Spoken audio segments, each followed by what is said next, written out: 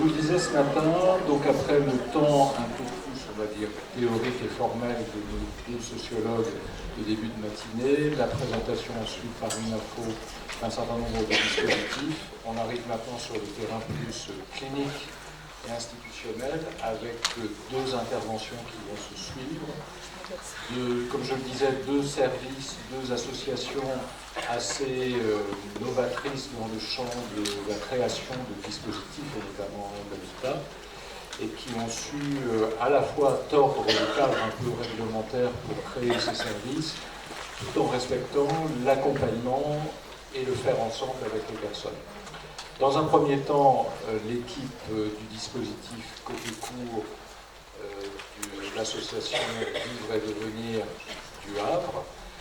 On regrette l'absence de Marie Delarocque, votre chef, qui est malheureusement aujourd'hui à Paris en train de discuter avec la CNSA sur la question des SAD. Et on s'est dit que c'était quand même important qu'elle soit là-bas parce qu'on ne pouvait pas se partager la tâche. Donc certains restent ici sur Caen pour partager ce temps-là, et elle travaille à Paris dans le même temps avec les acteurs de la CNSA sur cette question des SAD spécialisés en handicap aussi. Voilà. Donc, 4 intervenants pour cette première intervention. Mamadou Tubou, chef de service du SAMSA, du logement. Je vais vous laisser vous présenter. Voilà. Marine Asnoun, infirmier, Mallory Picno, éducatrice, et Floriane Georges, usagère, je crois, du dispositif. Voilà. Donc pour une intervention, innover pour ne pas rompre, le pari d'un SAMSA jeune à l'interface de la santé mentale et de la protection de l'enfance. Bon, vous allez me dire de quoi il s'agit. Voilà. À vous de jouer.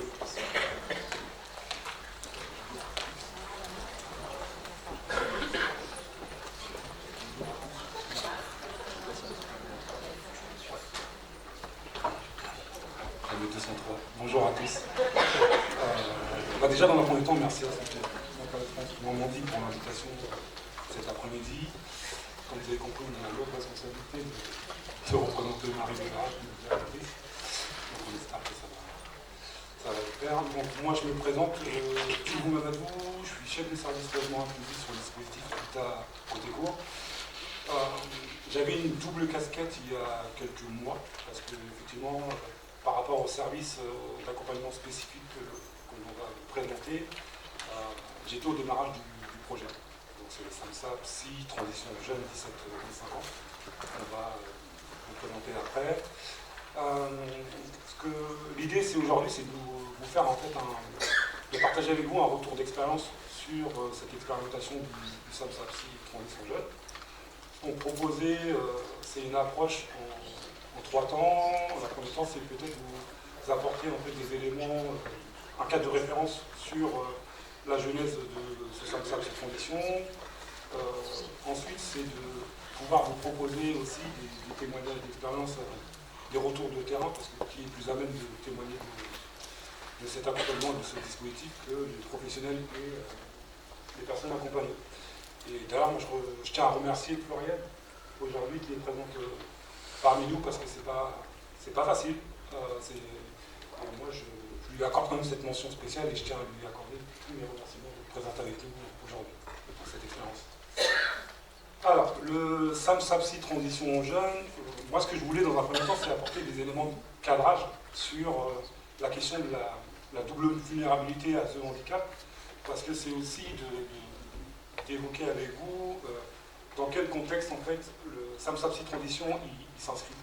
Et c'est vrai qu'aujourd'hui, pour vous donner quand même quelques chiffres, c'est qu'un quart des jeunes qui sont confiés à l'aide sociale à l'enfance, c'est peut-être des chiffres que vous avez déjà, qui sont en situation de handicap, et notamment des jeunes en situation de handicap psychique.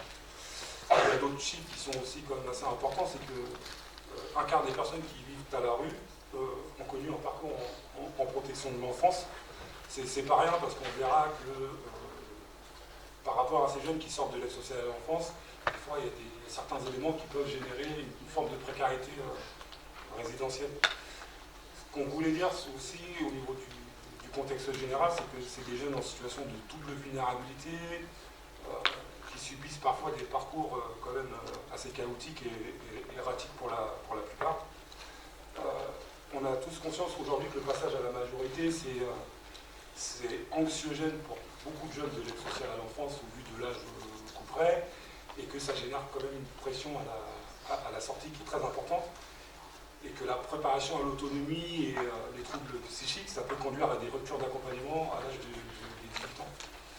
Certains jeunes peuvent se retrouver à la rue, en situation d'errance, interpeller les services d'urgence comme le 115, ou il peut y avoir des jeunes aussi qui peuvent se retrouver en hospitalisation en psychiatrie et avoir une chronicisation des troubles. Donc le constat, c'est qu'effectivement, on a des jeunes doublement vulnérables qui sont un peu à la croisée aussi de différentes problématiques, parce que c'est des jeunes qui cumulent le handicap, c'est des jeunes qui sont souvent isolés socialement à la sortie du parcours, qui perdent aussi brutalement leur point de repère, parce qu'ils perdent les interlocuteurs privilégiés qui sont notamment les éducateurs quand ils sortent des dispositifs d'hébergement. Il n'y a pas de soutien familial, il n'y a pas de ressources. Donc, ce qu'on se dit aussi, la réflexion, c'est que peut-être finalement, c'est peut-être pas de s'arrêter à faire entrer les jeunes dans des modèles, peut-être dans des cadres prédéfinis, mais peut-être éventuellement d'inventer des dispositifs passerelles pour assurer la continuité du parcours. Enfin, nous, du moins, c'est le défi que nous, on a choisi aujourd'hui.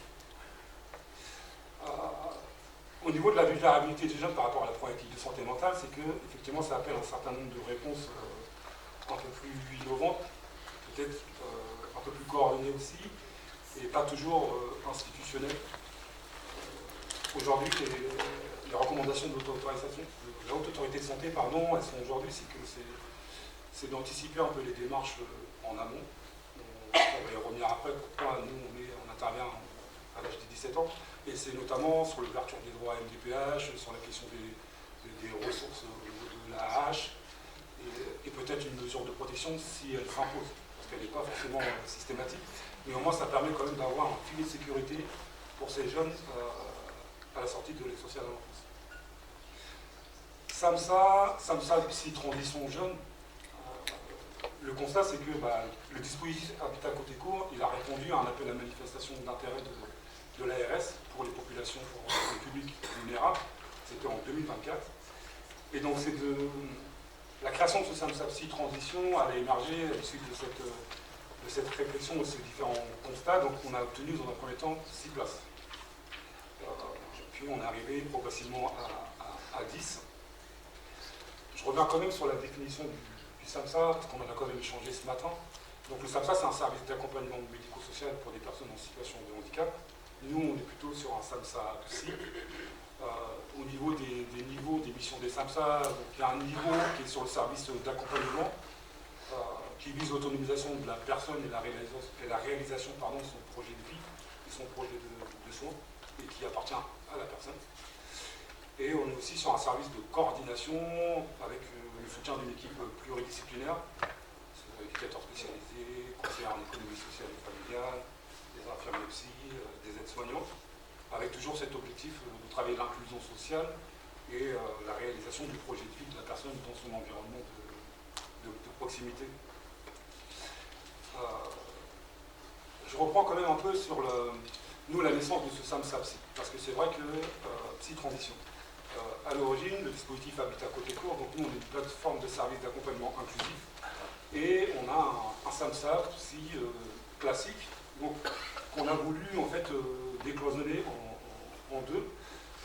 Il y a une partie du SAMSA, une équipe du SAMSA en fait qui va beaucoup plus intervenir sur des publics un peu plus spécifiques en lien avec les addictions, les hospitalisations chroniques.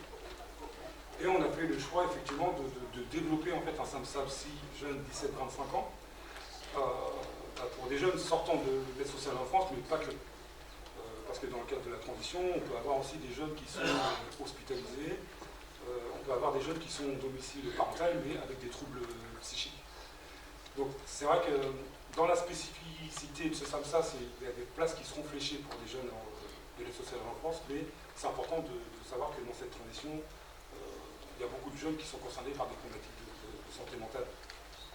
Donc, Par rapport à ça, ça veut dire qu'on a deux équipes pluridisciplinaires au sein de ce SAMSA, mais qui ne sont pas en concurrence parce qu'ils vont intervenir sur des besoins et des accompagnements spécifiques.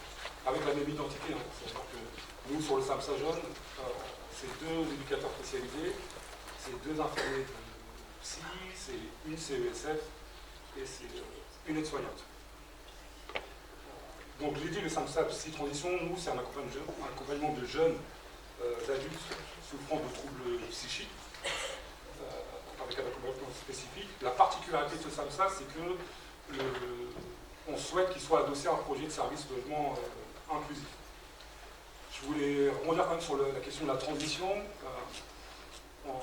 La transition, on évoque notamment les rites de passage qui sont importants pour ces jeunes-là, parce que c'est important de garantir la sécurité du parcours.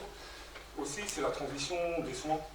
Parce que c'est vrai qu'on pense souvent, des fois on va peut-être un peu trop vite en passant de l'hébergement ou sur un nouveau dispositif de service d'accompagnement, et que la transition des soins est quand même assez fondamentale. Moi j'ai un exemple en tête qui me revient, c'est que j'avais participé à une synthèse à l'aide sociale à l'enfance sur le Havre, et il y avait une jeune qu'on accompagnait sur le SAMSA Jeune, et qui avait évoqué le fait qu'elle souhaitait changer de médecin psychiatre à sa majorité, parce qu'elle expliquait que ce médecin psychiatre, il connaissait son histoire depuis l'âge de 6 ans, et symboliquement, nous, on trouvait que c'était intéressant, un levier intéressant, parce que ce qu'elle marquait là, c'est qu'il y avait un seuil, et qu'on parle beaucoup de ce passage vers l'âge adulte, qu'elle, symboliquement, c'était aussi une façon de se réapproprier aussi son histoire, d'être acteur, et puis de pouvoir évoluer vers l'âge adulte, en fait. Donc on trouvait que c'était quand même pertinent de soulever cet exemple-là. Au niveau de ce service qui est adossé en fait, à un projet de logement inclusif, nous, effectivement, sur Coteco, on a une palette, on a un éventail de logements, on a 3 résidences d'accueil spécialisées et on a aussi des habitats partagés, des maisons communautaires sous forme de colocation. Et on a ouvert en fait en mai une résidence qui s'appelle Urban Inclusion. C'est une résidence accueil dont on a parlé ce matin. Donc c'est une résidence qui est située dans l'hypercentre du Havre. Et la spécificité de cette résidence, c'est que c'est une résidence qui est portée sur le street art, sur la culture urbaine. On a fait l'inauguration, effectivement, la semaine, pas plus tard que la semaine dernière. Une inauguration qui a connu quand même un beau succès, parce que elle s'est déroulée en 2 temps. Vous avez la partie inauguration avec la présence des professionnels de terrain, de différents secteurs, la présence des partenaires et surtout la présence des résidents, encore une fois. Et il y a eu un vernissage à partir de 16 h, et donc c'est des artistes havrais qui sont venus issus de la culture urbaine, qui ont exposé leurs œuvres au sein de la résidence, et ça permet quand même de donner une visibilité et donner du sens aussi à ce projet d'inclusion sociale. Ça permet de faire sens aussi, et de dire que ce projet de résidence, il a quand même cette spécificité, c'est que l'art urbain soit le fil conducteur aussi de l'accompagnement. La déclinaison, c'est que sur cette résidence, il y a 4 jeunes qui sont suivis par le SAMSA, Psy Transition, et qui participent à un atelier, par exemple, de culture urbaine, de street art, et qui se sont appropriés en fait, cet espace d'échange de culture. Donc on trouvait quand même que c'était important de le souligner. Sur la question effectivement sur la visibilité, sur l'opérationnalité, pardon, c'est que sur ce SAMSA Psy Transition, on voulait développer des modalités un peu innovantes. Il n'y a pas d'obligation d'avoir une notification sur ce SAMSA-là. Pourquoi? Parce qu'on s'est dit que, c'est ce qu'on avait conventionné avec l'ARS, c'est qu'on s'est dit que pour travailler avec ce public jeune, il faut qu'on arrive à travailler différemment. On connaît les délais parfois qui sont parfois longs au niveau administratif pour la MDPH. L'idée, c'est d'avoir un temps d'avance, d'intervenir en amont à 17 ans, parce que ça permet quand même de mieux tuiner l'accompagnement avec les éducateurs qui sont au sein des établissements, et surtout de travailler les ouvertures de droits dont je parlais tout à l'heure, qui prennent du temps pour éviter que le jeune il se retrouve sans filet de sécurité à 18 ans. Parce que quand on adosse un projet de logement inclusif, il faut savoir aussi financer son loyer, il y a des charges à payer, et quand on n'a pas de ressources, c'est compliqué. Aussi, par rapport à cet accompagnement-là, c'est que nous, l'idée, c'est de travailler sur un lien un peu déformalisé, un lien un peu désinstitutionnalisé, je vais y arriver. Par rapport à ça, ça se traduit sur le fait que l'idée, c'est de proposer un accompagnement hors les murs, que les professionnels soient au plus près de ces jeunes-là. Parce qu'aujourd'hui, ce qu'on se rend compte, c'est qu'on prend la question des réseaux sociaux, c'est d'aller chercher des jeunes là où ils sont. On a notamment un atelier, je pense qu'il développera en fait, sur les ateliers qu'on propose, mais on a un atelier gaming, et cet atelier-là, c'est vraiment de répondre aux attentes des jeunes, mais nous de pouvoir s'inscrire dans cet espace numérique et construire des modalités de communication et d'approche différentes, et notamment, ça peut passer par des SMS, ça peut passer par éventuellement la création d'un groupe WhatsApp. C'est des choses auxquelles on réfléchit, mais pour la plupart qui commencent déjà à se mettre en place. Farid, je pense que tu prends des photos cet aspect-là.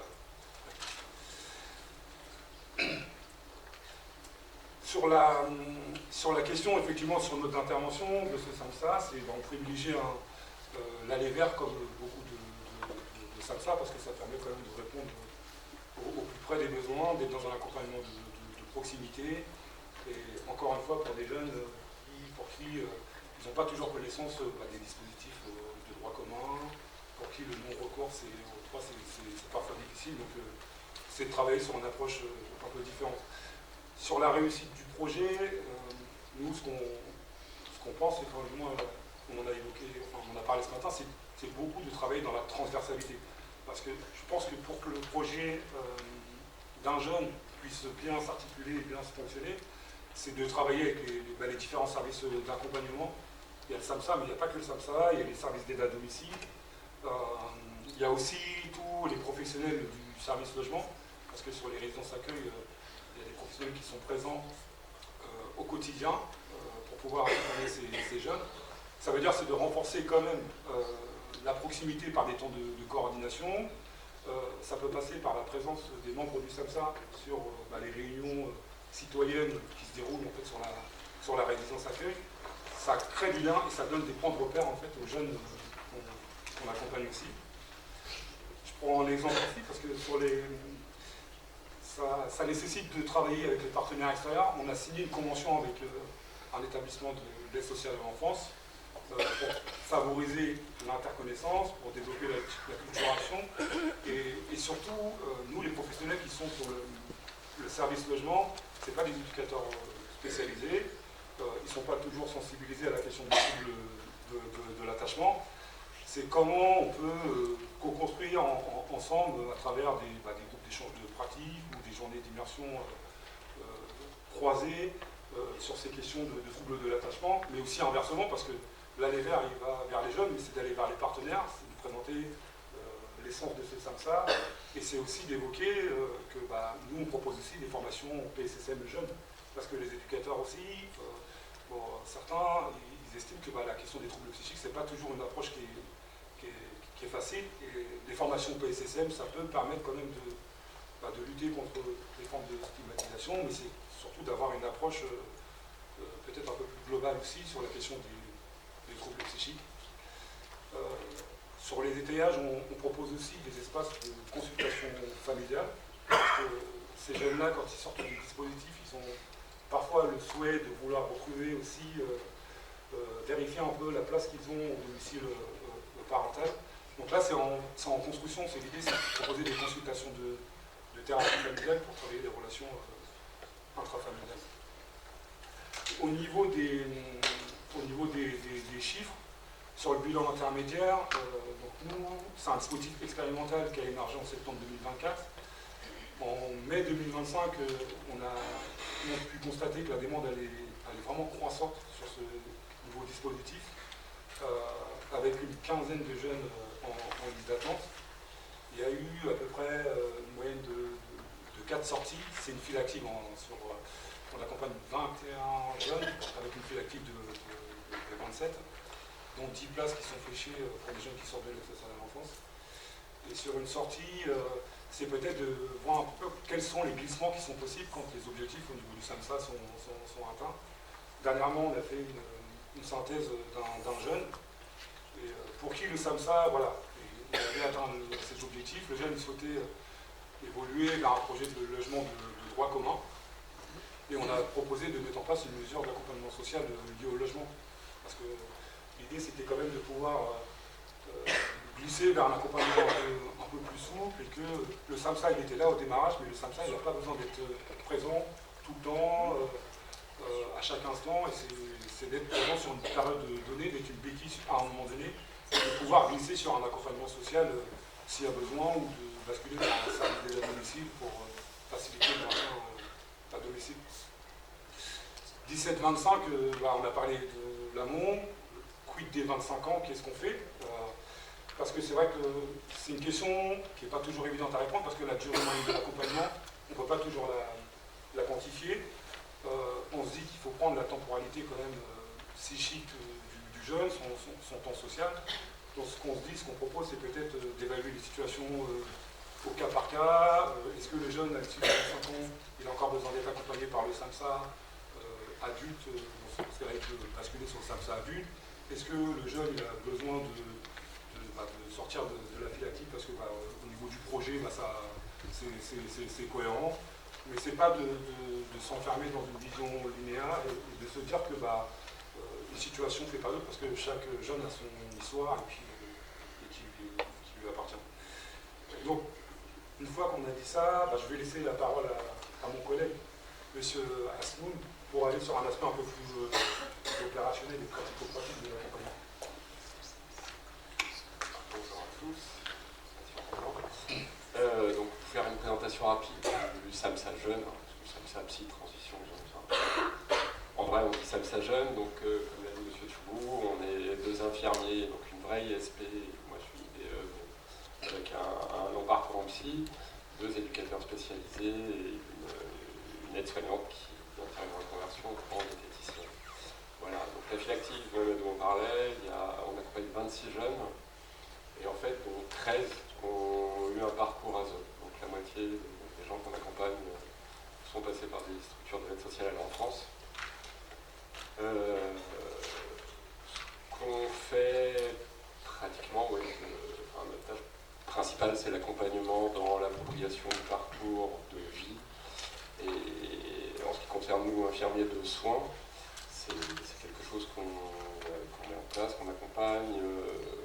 On essaye de coordonner le parcours de soins, qu'il soit psychiatrique ou somatique, parce que malgré tout, les jeunes qui sortent de l'ASE ont des carences, qu'elles soient éducatives, qu'elles soient médicales de suivi, en tout cas, tout n'est pas mis en place. Donc on vient mettre ça en place. Au niveau socialisation, ça devient une grande part de notre travail. M. Choubou, il y a un réel isolement social. Donc on s'attache à mettre en place des ateliers en fonction des désirs et des besoins des jeunes accompagnés, mais aussi en fonction de ce que nous pensons qui peut avoir un intérêt. Donc comme disait M. Choubou, un atelier gaming, donc ça a un succès formidable, PS5, casque méta, forcément ça attire du monde. Et donc c'est un atelier qui démarre, mais déjà en une ou deux séances, ça crée déjà du lien entre les jeunes, ça permet vraiment d'aller travailler ça, la socialisation. On a un atelier cuisine qu'on anime avec Mallory, qui a un succès fou, qui nous permet de travailler évidemment des choses très concrètes, très pratiques, l'expérimentation de certains aliments, notamment les légumes, découverte des légumes. Mais c'est un vrai travail, c'est aussi des ateliers qui, outre la socialisation, nous permettent à nous, professionnels, de pouvoir percevoir ce qui aurait besoin d'être travaillé ou traité par d'autres partenaires professionnels. Je pense à une jeune qui vient à l'atelier cuisine avec un grand plaisir, qui est en surpoids, qui adore le sucre, et en fait, on partage donc la préparation du repas et on mange ensemble à la fin de cet atelier. Et là, on s'est aperçu que cette jeune ne mastiquait pas, tout simplement. Donc elle avalait des bouchées énorme, et il avait, enfin, on en parle, on en discute. Et il s'avère qu'elle a un régime alimentaire exclusivement composé de pâtes hyper cuites, avec de la crème, du lard, et bah, ça nous a quand même permis de pouvoir l'accompagner chez un orthophoniste. Et en 3 mois, c'est pas grand-chose, mais elle mâche déjà un peu plus, quoi. Enfin, du coup, elle a moins de soucis de reflux gastro-œsophagien. Enfin, bon, c'est plein de petites choses comme ça qui nous permettent de travailler au travers de tous ces ateliers. Il y a bien sûr l'atelier sur la vie intime, affective, sexuelle. On a l'impression que c'est un peu à la mode, on en parle un peu partout, mais c'est un vrai besoin.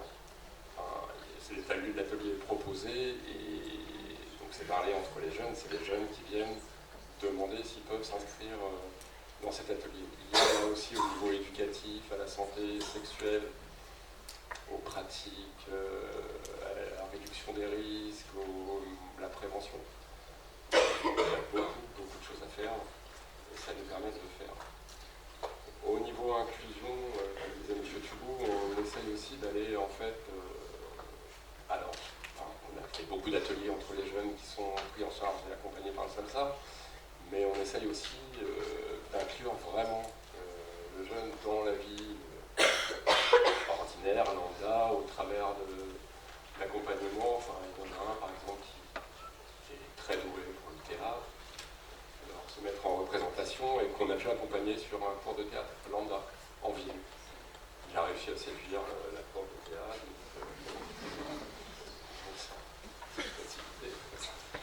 Mais du coup, il commence des cours de théâtre, quoi, et avec des gens ordinaires, un peu tout le monde.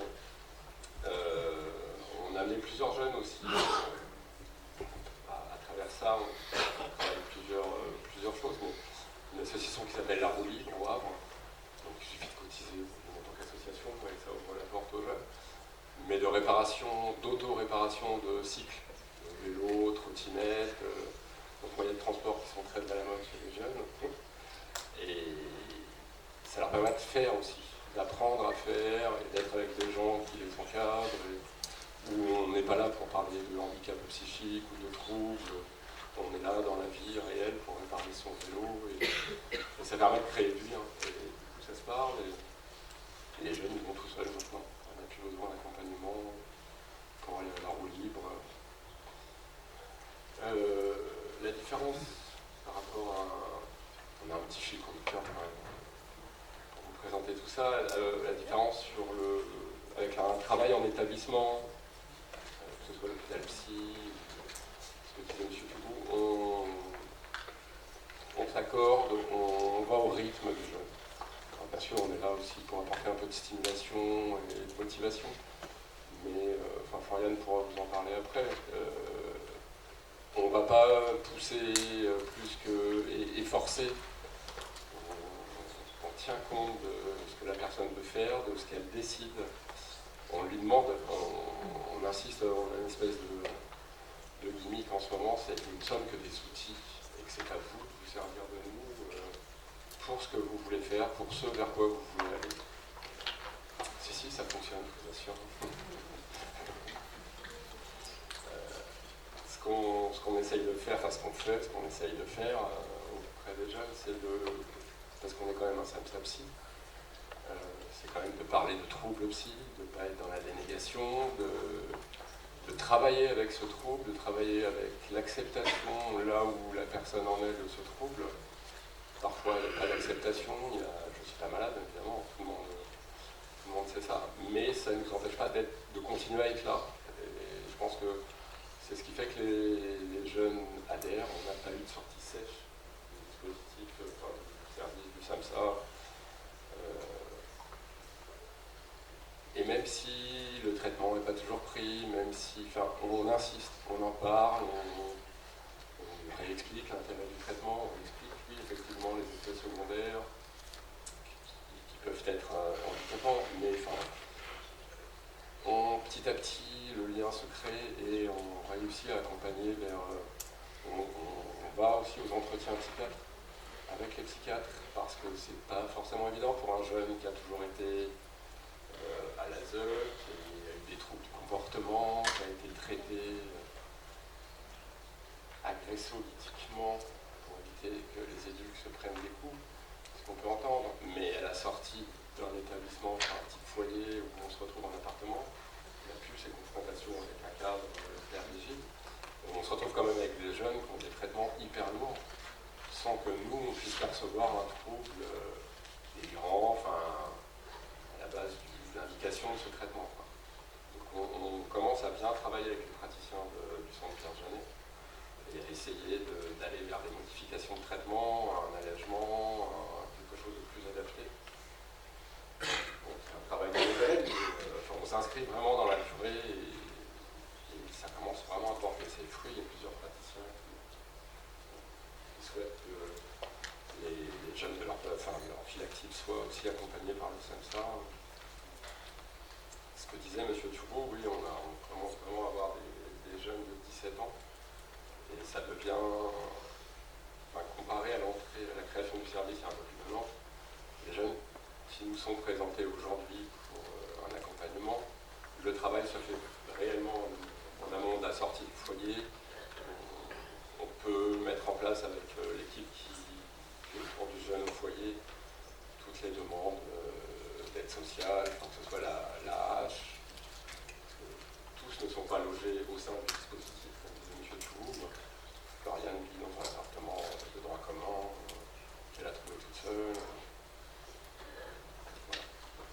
Bien sûr, on travaille avec les infirmiers libéraux concernant la dispensation du traitement, l'observance, les familles, évidemment, qui ne sont pas forcément toujours sur la même longueur d'onde que nous, mais ça fait partie du jeu. On se voit, on se revoit, on réexplique les choses, puisqu'on fait des entretiens avec les jeunes qui peuvent nous livrer aussi leur vécu, qui n'est pas forcément entendu au domicile, donc on sert aussi de relais auprès des parents sur ce que vraiment veut faire le jeune, sur un désir de logement par exemple, on essaie d'orienter, il y a un groupe aussi d'éducation thérapeutique qui concerne les proches au Havre, les pro-familles. On en pense qu'on en veut, mais ça a quand même une efficacité dans la communication entre les proches et la personne qui est malade. Voilà. Pour résumer notre travail, je dirais que c'est tenir sur le long terme, être là, se servir. Il n'y a pas grand-chose de formalisé dans nos pratiques, à part les ateliers, mais les entretiens en voiture, c'est magique. Le temps de la voiture, c'est formidable et ça permet de faire retomber une tension avant l'entretien psychiatre, ça permet vraiment d'élaborer même avec le jeune et que lui puisse en tout cas verbaliser tout ce qui se bouscule dans sa tête.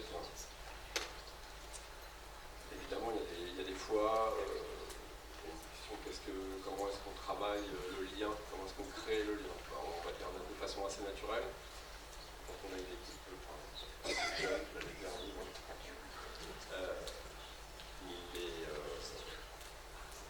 si ça passe pas, je veux dire, entre un jeune et un professionnel, bon, on passe le relais. Il n'y a pas de souci. Ça peut être momentané, ça peut être avec Floriane, on a eu un petit moment de flottement dans notre lien, et puis là, à nouveau, ça revient, c'est de qualité. On commence aussi à s'appuyer sur l'expérience des résidents, des résidents d'accueil, des maisons communautaires, qui ont déjà eu ce passé, ce vécu. Et les jeunes qu'on accompagne aujourd'hui, naturellement, sont pris en charge. Je pense à Amadou et Milan. Ou ça peut être un résident, que nous, on ne connaît pas, parce qu'on a passé par la SEMSA Jeune, qui nous appelle à la demande du jeune pour nous signifier soit l'énervement, et on se sert de cette paire aidance, ça s'appelle comme ça maintenant, qui a vraiment un intérêt. Je pense qu'il va falloir qu'on développe ça, pourquoi pas intégrer quelqu'un dans l'équipe qui puisse avoir ce bagage et qui puisse avoir ce rôle. On est très content de ce qu'on fait, bien sûr, tout ne marche pas, on ne va pas se mentir. Il y a des jeunes qu'on a inclus à la création du service dans notre prise en charge, donc on va bouger d'un iota. malgré tout ce qu'on a pu proposer, tout ce qu'on a pu essayer de mettre en place, bon voilà, donc c'est pas parfait, on est dans la vie réelle, mais il y a quand même des bénéfices certains à ce qu'on fait grâce à un système qui est très souple, plein d'adaptabilité. Voilà. Voilà.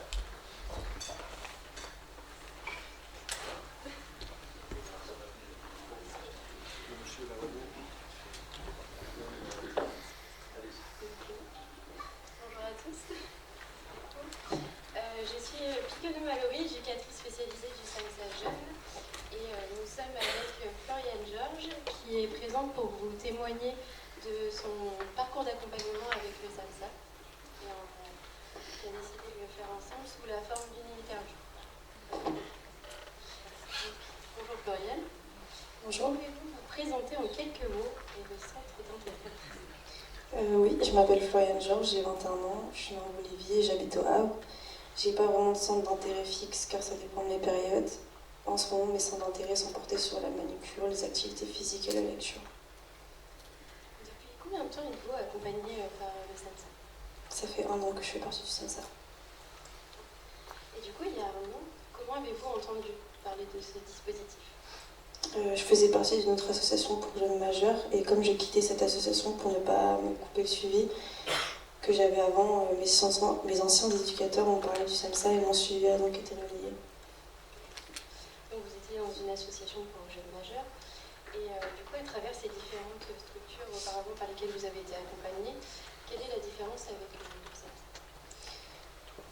Oui, comme je disais, je faisais partie de l'aide sociale à l'enfance depuis que j'ai 13 ans, donc j'ai été placée dans beaucoup de foyers différents, puis pas forcément dans les mêmes villes. Et si je devrais vous expliquer en quoi je la trouve différente, je tiendrais d'abord à préciser que je ne parle pas de tous les éducateurs ou toutes les structures, mais dans la globalité, les éducateurs du SAMSA sont vraiment différents de ceux que j'ai pu rencontrer auparavant, plus précisément dans leur accompagnement que je trouve vraiment ciblé pour le bien-être du jeune accompagné. Je ne dis pas que tous mes éducateurs étaient mauvais, j'en ai rencontré quelques-uns qui m'ont vraiment soutenu, conseillé et aidé dans ma vie. Mais c'est des éducateurs qu'on voit quasiment tous les jours et puis ils ont trop de jeunes à gérer. En général, leur accompagnement ne sera jamais vraiment ciblé pour chaque jeune. En tout cas, pas comme au SAMSA où justement les rendez-vous sont fixés avec le jeune. Et ça, je trouve important de le préciser car habituellement, c'est l'éducateur qui fixe le rendez-vous. Et on n'a pas notre mot à dire, même si à des périodes ça ne va pas ou qu'on n'a pas forcément envie de voir les éducateurs, c'est pas possible de refuser. Contrairement au SAMSA où ils te font vraiment comprendre qu'ils ne sont pas là pour t'embêter, mais pour toi. Donc si tu refuses, ils vont pas te blâmer ou te dire c'est pas bien, ils vont plus chercher à savoir si tu vas bien ou si tu as un problème ou si tu n'es pas en danger, mais c'est pas comme les éducateurs du foyer.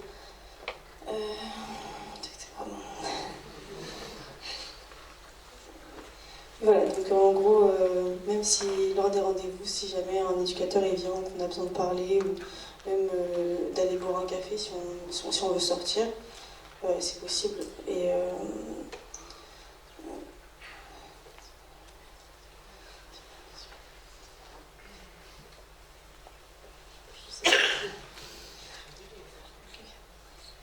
qu'est-ce qui vous a motivé à rejoindre le dispositif du SAMSA?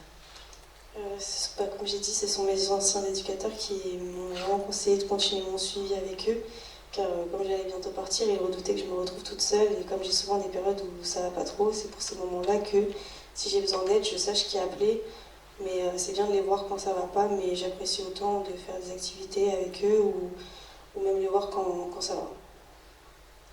Merci. Du coup, on va pouvoir parler aussi de votre expérience au sein du dispositif. Comment s'est passée votre arrivée? Au début, j'ai été stressée par la réunion où je devais expliquer pourquoi je voulais intégrer le SAMSA. J'étais persuadée qu'ils allaient dire non, mais au final, ils ont répondu positivement et j'ai rapidement intégré le SAMSA et après, j'ai vu les autres intervenants. Et comment vous pourriez décrire l'accompagnement que vous recevez par le SAMSA? Si je devrais le décrire en 3 mots, je dirais positif, ouvert et relationnel. De ces 3 mots, quelle activité ou atelier vous aide le plus dans votre parcours? Les activités ateliers que propose SAMSA où je suis partante, c'est celles qui me plaisent. Donc pour l'instant, je dirais que mes préférées sont la cuisine et le street art, car j'aime dessiner l'art manuel dans la vie de tous les jours. Mais dans la globalité, ces ateliers m'aident car ça donne un but dans ma journée et ça me fait faire une petite organisation, etc. Donc oui, pour des personnes pas très bien organisées, qui ne trouvent pas beaucoup de motivation à certains jours, ça aide. Et à travers ces activités, cet accompagnement, est-ce que vous vous sentez écoutée et comprise par les professionnels qui vous accompagnent? Oui. Quand tu parles avec eux, ça n'a rien à voir. Tu sens qu'ils ne te jugent pas, en fait, qu'ils te conseillent. Et ils te font vraiment sentir qu'ils sont là pour toi. Alors on va aussi parler du changement et de l'impact que ça a pu avoir sur votre quotidien. Et du coup, qu'est-ce que cet accompagnement justement a changé dans votre quotidien? Comme j'ai pu répondre aux questions d'avant, dans ma vie au quotidien, le SAMSA a pu m'aider sur beaucoup de points comme l'organisation, les motivations, le soutien moral et l'aide à la sociabilisation. Et même niveau médical, grâce à l'infirmière et à l'infirmier du SAMSA. Et vous sentez-vous plus autonome ou plus confiante aujourd'hui depuis que vous avez intégré le dispositif? J'arrive à m'évaluer, que ce soit sur mes sentiments ou sur mes comportements. Et effectivement, je remarque que depuis, je suis plus autonome et j'ai beaucoup moins de périodes de difficultés comparé à avant où c'était répétitif ou des fois beaucoup plus grave que maintenant. Est-ce que le SAMSA vous a permis de faire aussi de nouvelles rencontres, de créer de nouveaux liens, notamment avec les activités, les groupes? Avec les jeunes, pas encore. Du moins, pas avoir en extérieur, mais lors des activités, ça se passe bien et je les aime bien, les autres jeunes. Est-ce que vous avez également découvert de nouvelles compétences ou passions depuis que vous êtes accompagnée? Oui, le street art. Après, j'aime bien. L'autre activité, ma préférée, c'est la cuisine, mais parce que je cuisine tous les jours aussi. Mais le street art, c'est du coup du graffiti et j'avais jamais fait de graffiti avant. J'en avais toujours vu dans la rue, etc. Mais j'avais jamais osé en faire. Donc depuis que j'ai découvert, j'aime bien manière les activités. Merci. Concernant votre projet et l'avenir, quels sont justement vos projets, vos envies? Pour l'avenir, j'ai encore du mal à me projeter. C'est quelque chose qui a été toujours compliqué, que ce soit dans un futur proche ou lointain, mais j'ai pas vraiment de projet ou de but précis pour le moment, car j'ai un peu du mal à trouver du sens à ma vie ou à définir ce que je voudrais réellement pour mon avenir. Mais pour l'instant, ma projection, c'est plus d'essayer d'avancer petit à petit sur moi, ou d'essayer d'évoluer sur certains points que je trouve qui ne vont pas pour l'instant. Et oui, trouver un domaine qui me motive et avoir un rythme de vie qui me donnera envie d'aller plus loin, mais pour l'instant c'est un peu compliqué. Merci beaucoup Floriane pour votre témoignage. Et